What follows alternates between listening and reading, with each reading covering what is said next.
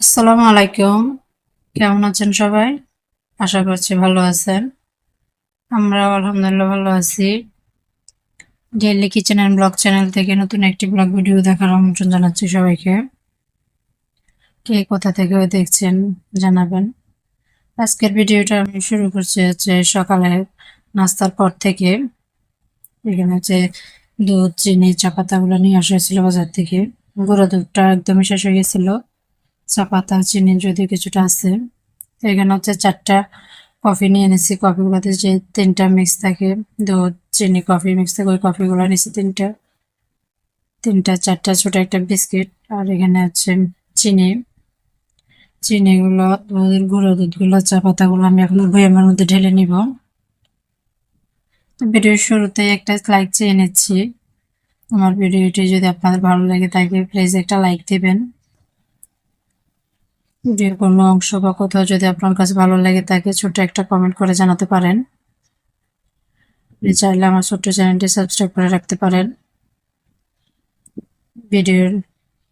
ভিডিওতে যদি কোনো অংশ আপনার ভালো লেগে থাকে অথবা খারাপ লেগে থাকে, দুটোই আপনি আপনার মতামত জানাতে পারেন। আমার চ্যানেলটি সাবস্ক্রাইব করে রাখার অনুরোধ রইল। পাশে থাকা বেল বাটনটি অন করে দেবেন।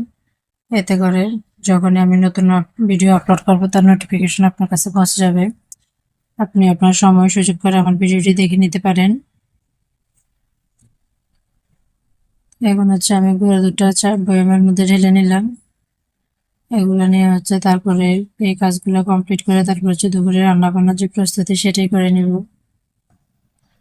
আজকে দুপুরে খুব বেশি কিছু রান্না বান্না করবো না, সংক্ষেপে কিছু রান্না করে নেব। তার আগে একটু চা বানিয়ে নেব, যেহেতু চায়ের জিনিসপত্রগুলো গুছিয়ে নিচ্ছিলাম। আমি চা পাতাটা নিচ্ছি।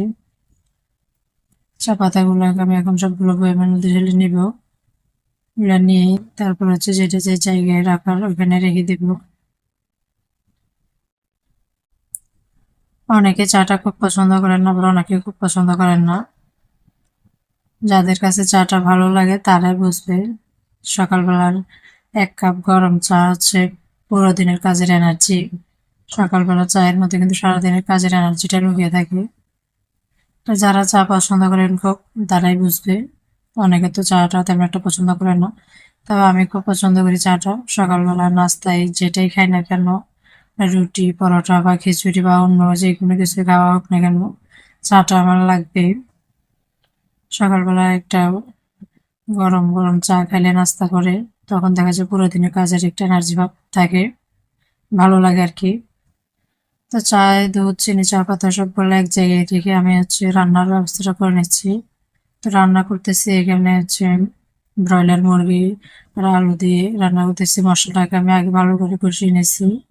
প্রতিদিনের রান্নার যে মশলাগুলো লাগে, আদা, রসুন, জিরা, হলুদ, মরিচ, ওগুলো কষিয়ে নিয়ে তারপরে সেখানে মাংস আর আলুগুলো একসাথে দিয়ে দিছি।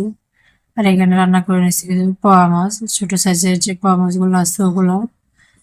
তার পাশাপাশি কিছু মসুর ডাল রান্না করে নিচ্ছি। মসুর ডালটা একটু গাঢ় করে রান্না করে নিচ্ছি। ডালটা সবসময় গাঢ় করে রান্না করলে ভালো লাগে। ডালটা রান্না করে নিচ্ছি। আর এখানে শুটকি দিয়ে বেগুন। শুটকির তরকারিটা আমার খুব পছন্দের। শুটকির বেগুন রান্না করে নিয়েছিলাম। অনেকের আবার শুটকিটা পছন্দ না, দেখা যায় শুটকির স্মেল তাদের সহ্য হয় না। তো আমার কাছে খুব ভালো লাগে, তাই আমি রান্না করলাম। আর এখানে আমার মাংসগুলো রান্না করা হয়ে গেছে। একটু নেড়ে চেড়ে মিশিয়ে নিয়ে আবার এখানে কিছু ভাজা জিরার গুঁড়া দেব। কিছু ভাজা জিরার গুঁড়া দিয়ে তারপর মাংসটাকে নামিয়ে নেব। এতক্ষণ পর্যন্ত যারা আমার সাথে ছিলেন সবাইকে জানাই অসংখ্য ধন্যবাদ। আজকের ভিডিওটা এই পর্যন্তই।